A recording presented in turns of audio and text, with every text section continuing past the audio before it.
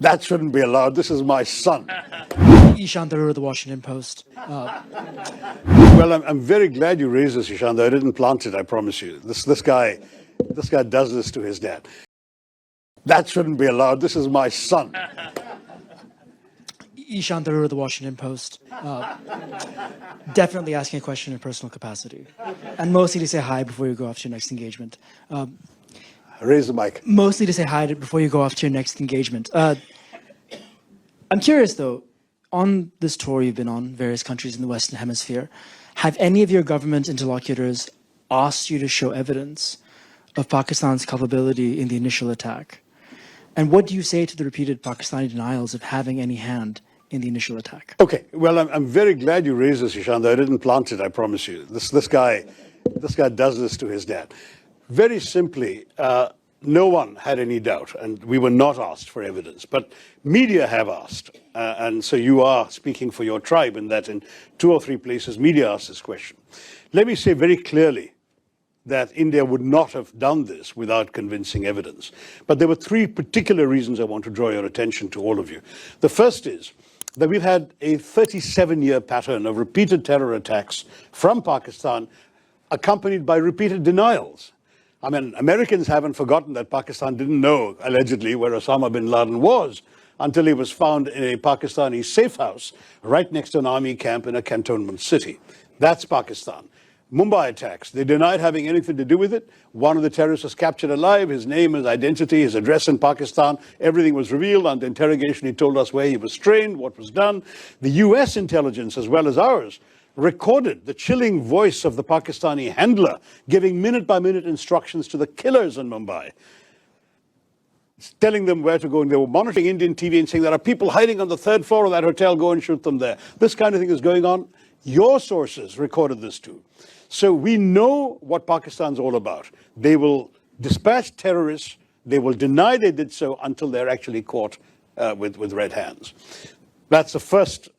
So I agree you're going to say, but that's circumstantial. Sure. Second point. The moment this happened, within 45 minutes or so of this happening, the terrorist attack, a group called the Resistance Front claimed credit. Who are the Resistance Front? They're a well-known proxy front of the Lashkar-e-Taiba, a banned organization listed by the United Nations, listed by the US State Department, which enjoys safe haven in the town of Muridke in Pakistan.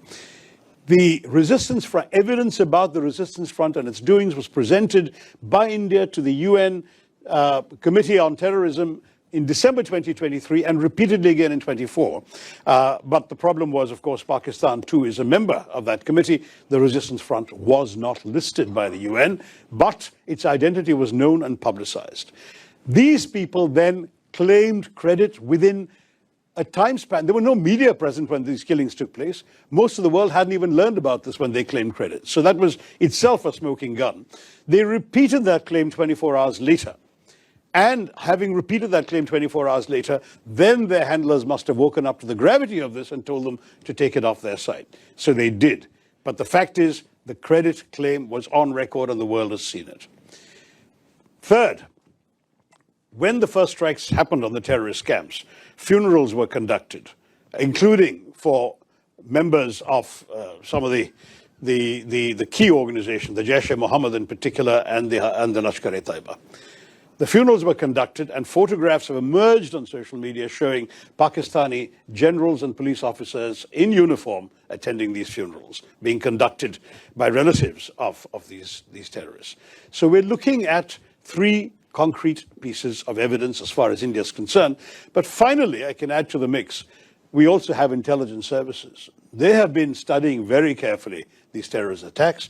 They have identified at least 4 of the 5 perpetrators, and they know who they are. In fact, I'm told, and I don't have access to the direct intelligence information, but I've been reliably informed, they know that 2 of them are Pakistanis, and the other 2 were locals who had exfiltrated, is the term, out to Pakistan for training 10 years ago, and clearly was sent back for this mission this time. So it's on the basis of all of this put together that we said, we know who did this and we will take action. And that's exactly what we did.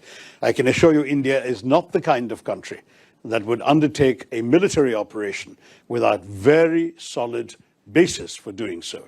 This was not some random terror attack. I must say our government counts 24 terrorist attacks in the course of last year emanating from Pakistan, but none of them required this kind of response. We dealt with them. We either got the terrorists or killed them.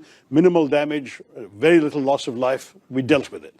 This showed all the hallmarks of a sophisticated, planned, deliberate operation with reconnaissance, with intelligence work, with a modus operandi worked out, this cynical exercise of asking people their religion, shooting them between the eyes. This is not an ordinary terrorist, some bearded fanatic blowing himself up outside a supermarket. This is not that. This is a serious quasi-military style operation, and it required a military response.